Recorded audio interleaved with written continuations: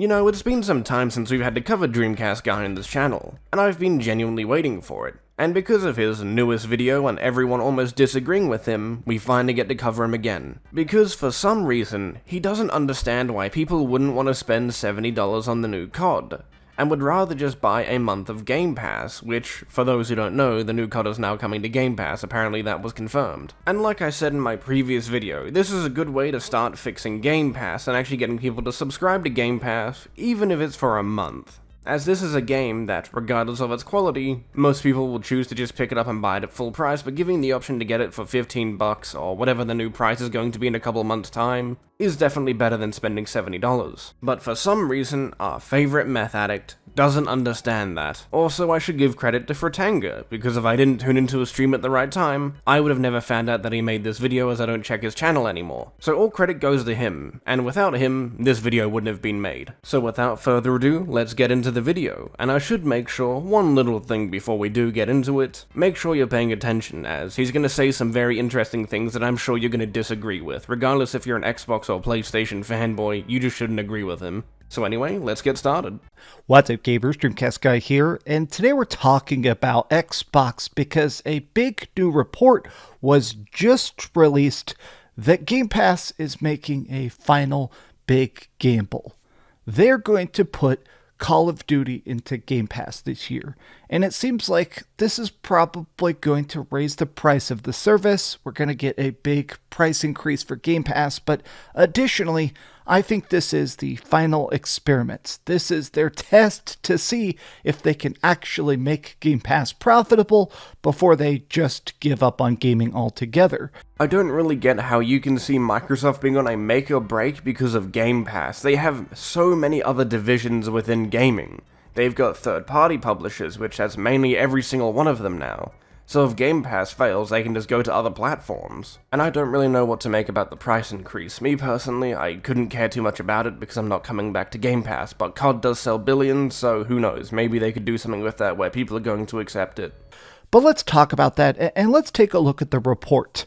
Hi, I hope you're having a great day. If you could, give this video a like and subscribe if you haven't already.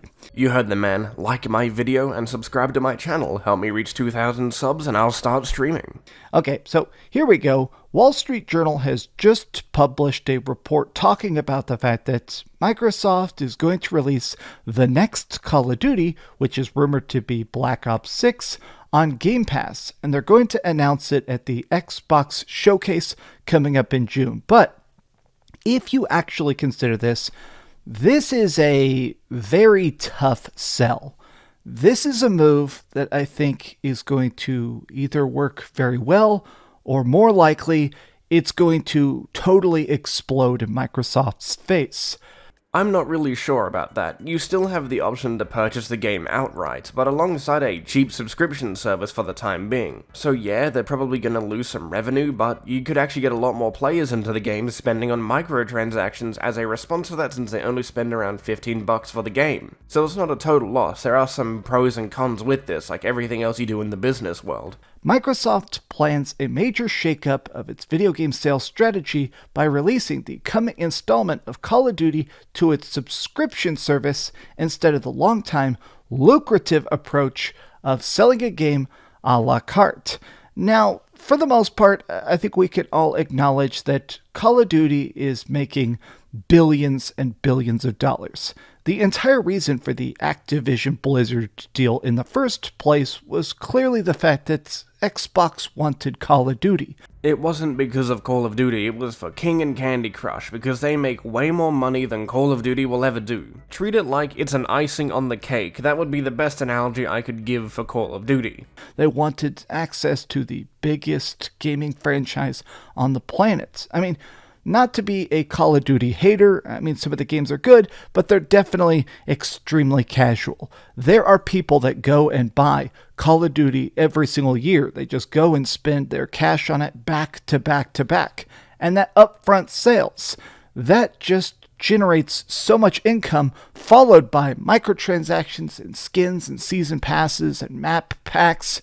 So the fact that they're trying to test removing that upfront pay.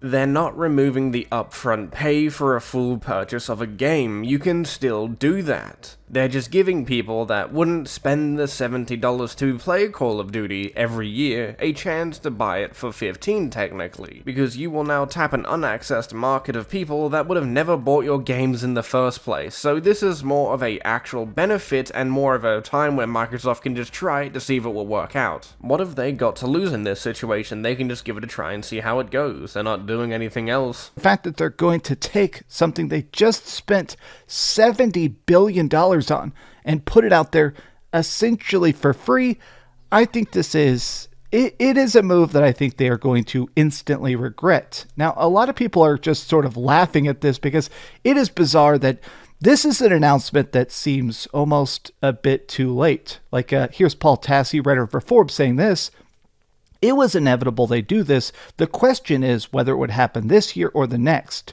They're way too down the rabbit hole, committed to Game Pass at this point to start making exceptions for first-party games, and this is one of the only remaining places that can drive new subs." I absolutely agree with that. Microsoft just put themselves in this hole where it's like, okay, we're going to put all of our games on Game Pass to see if we can make this work, and now they've got themselves into a little hole where they haven't released anything good or properly worth the service. And now the last thing they've really got is COD and whatever could be coming in the future. But then again, the biggest issue is that they need to release games more consistently across the year, so I don't know if they're ever going to fix that issue, but if they did, that would probably help the fixing of Game Pass. People are, of course, all the replies are like, okay, Game Pass is about to be $25 a month. So, yeah, this is going to be a two-pronged dumpster fire, because they're definitely going to increase the price of Game Pass. I don't think this is deniable at all. But additionally, I think that internally, companies have sales metrics. They go, okay, we spent $300 million on advertising, we spent $200 million on development, so it needs to sell at least 10 million copies to break even. So this thing is going to bomb. I'm going to call it right now.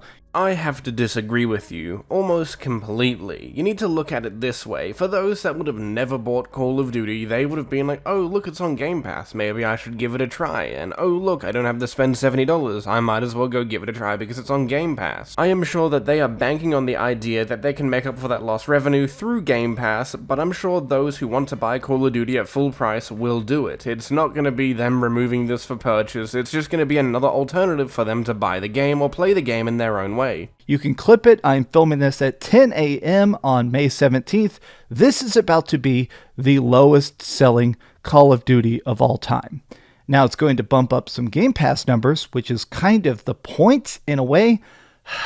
Game Pass is in a weird spot because I do think that people are beginning to miss the olden days. People are beginning to miss the Xbox 360 era or early PlayStation 4, where there was back-to-back good releases, but also there was always something to play. There was always something you could pick up for $50 or $60 or indie games for $20. I don't know how this is related to the situation at hand, but I absolutely agree. The newer generations of console are absolutely weak when it comes to releases that are actually incentivizing a purchase. Nintendo seems to be the only one hard-carrying everyone right now. But I don't see how looking at the past is a good example to fix the future, because marketing is completely different. Exclusives aren't going to be a thing for much longer. Probably in the next generation or two, they're just going to be completely third-party like Microsoft. So I don't really get how looking at the past will fix this so-called issue that you may have with Game Pass and COD going on it, and somehow this being bad news for you at least. And now, not only is everything $70, but a lot of stuff breaks broken, unfinished, with season passes,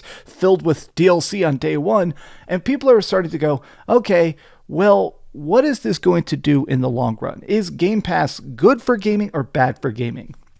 Now, here's a good point.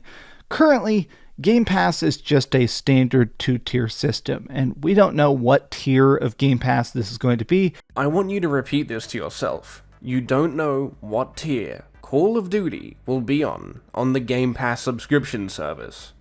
There's only one that gives you access to a bunch of games. I'm sure you can guess what it is. I won't say it out loud as I don't want to give it away. I've got to let you think, Dreamcast Guy. Can you guess what it is?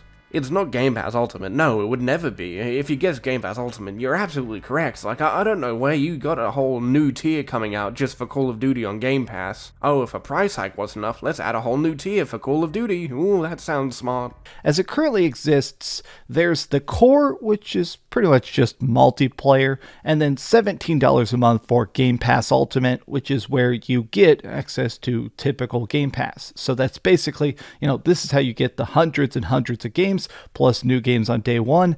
I think this price is definitely going to go up. In fact, I even said that. I said, okay, so remember this tweet. Game price is about to go way high. I think they're going to increase it at least $4 or $5. I believe it's only going to be an increase of $3 because anything higher may be a little bit too much and just make people want to leave the subscription service. 3 seems pretty reasonable. I know it's pretty annoying for them to do a price increase again, especially when there's nothing on there that's really worth it. But if they're going to do a price increase, I would just say $3 more. People aren't going to leave if they see an extra $3. But if you do like 5, 7, or anything higher than 5, it's going to be pretty annoying. People are like, oh, they're going to increase the price of PlayStation Plus. Okay, I don't know why this person is throwing that out. That's also stupid. PlayStation Plus, obviously, nobody should compare PlayStation Plus to Xbox Game Pass. Why wouldn't you compare them? They're both subscription services. They both are trying to capture your attention when it comes to those subscription services. They need to be compared. And of course, both of them are very different. But regardless, they are both competing subscription services. One is doing a couple dollar increase, and the other one did a $40 increase for a year subscription? That was pretty insane. But I don't know why you're saying you shouldn't compare them. Why? Why wouldn't you? I don't get what you're trying to get at here. They should be compared so they can learn from each other what they should do correctly. Like, why is that guy dumb for comparing both PlayStation Plus and Game Pass? What did he do wrong? I don't get it, Dreamcast Guy, and how you think. This video is just one giant L from you. Xbox Game Pass has a lot of good games. PlayStation Plus, whatever. I pay for premium, and I often regret it, but... So you're just a little pay pig. You're gonna pay for something that you don't even want. Why don't you just do what I did when I had Game Pass? After, a year or two of having it, I was like, I'm not really using it anymore. I'm just gonna get rid of it. And that was it. I never went back to it. I only came back occasionally to help transfer things or play some certain games on it, but that was it. Why waste money? Here's the thing. A lot of people are talking about this because as good as this will be in the short term, I think it's going to lead to a lot of bad things all at once. This is truly going to go down in the record books of Xbox as a catastrophe in the long run. Like, maybe I'm being hyperbolic or overly bleak, but I mean, Xbox has made frequent sloppy mistakes. The whole thing with the Xbox One, telling people not to buy the Xbox One. Really, Dreamcast Guy? We're gonna look at something that happened 10 years ago and not look at actual modern Xbox stuff like what just happened with Tango Gameworks? Like, come on, you could have had a pretty easy win here. But no, let's go look at something that happened 10 years ago or 11 years ago so I can help, prove my argument about games. Ooh, yeah, wow. Really? This is why no one takes you seriously anymore. I mean, if anyone ever did, I'm sorry for those individuals, but, I guess there's someone out there that does. Forcing the Kinect and trying to make stuff like, originally when the Xbox One was about to come out, it did not have used games. I guess people kind of forget that today. And ever since then, they've kind of been trying to keep up. Microsoft is now so far behind on console sales. I did a video yesterday that they're actually down 5-1. For every one Xbox that sells, 5 PS5 sells, which is insane. And I think Game Pass, they are relying everything on this. If Microsoft can't figure out how to make Game Pass actually profitable, I think we're going to see the entire bubble pop. They're not going to keep spending hundreds of millions of dollars buying new games, buying new studios, paying to have good developers doing good work. I mean, if it's not lucrative, they can just go third party. If it's going to be that hard on them that Game Pass will not give them what they want, they can just sell on other platforms like they've been doing recently with PlayStation and for a long time on PC. Like, why would you put all your eggs into one basket and just say, yep, if this doesn't work, we're gonna leave. We didn't buy all these studios for nothing. Yep, that seems about right, clearly. These companies exist to make a profit, and Game Pass is such a weird idea where, yes, on paper, hypothetically, it could work if you get 50 million subscribers, 100 million subscribers. Like, if enough people are paying you $10, $20 a month, it will pay off for those big projects. But if you're putting something like Call of Duty in, something that would give you instantly billions of dollars back, and just choosing not to accept that money, man, this is a very interesting gamble. I don't think it's going to work out, but So you don't think it's going to work out when people still have the choice to buy the game? Alongside having that choice to buy the game, you can get it on a subscription service for much cheaper. I don't see the issue. They might as well give it a shot because they're not going to do anything else with COD. They can't exclude it to one platform because that would kill most of the profits, so they might as well just give it a try. A couple of years. Yeah, so this is one of the things I think is going to kill Game Pass the most, is I think they're going to jump it up to $20 a month here in the next 2 months. I think the price is going to go up, and I genuinely believe that before Call of Duty comes out, there's going to be a second price increase. Really? Do you really think they're just going to increase it for 2 months? And then we're like, oh, we're going to do it again. Now it's going to be 26, 29, 32, 35, 38. Can you see where I'm going? Doing a price increase every 2 months from the way that you're wording it is just not a good idea. Every couple of years, on the other hand, now that's completely okay, depending on the economy. But I still wouldn't like it because I don't want to pay more money for something that I've been paying for a long time.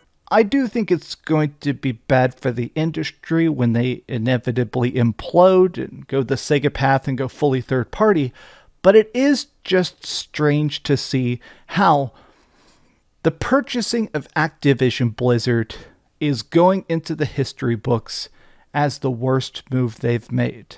I think this can be taken as a 50-50. If they handle it correctly, it could be one of the best purchases they've ever made, including with all the mobile stuff and all the big IPs alongside it, but if they mishandle them and stop making a profit, then it's absolutely the biggest blunder they could ever have. But it can really go either way, and only time will tell what we will end up seeing from them. I think it's going to make the money in the short term. I think they'll recover their losses in the long term. But if you think that Xbox, as it currently exists, is going to continue, you're delusional. I absolutely agree. I wish we could go back to the 360 days, but not even the good things can last, so I can merely just sit here from my PC and watch from a distance. Well, we covered his entire video. I hope you enjoyed, and I'll see you in the next one, so you better like and subscribe. I want to reach that 2,000 soon. So, until the next video, I'll see you then, and I'm going to go back to playing Ghost of Tsushima. The game goes pretty hard, really well optimized, quite enjoying it. Too many cutscenes, of course, but the combat's pretty good. So, I'll see you then. You all take care.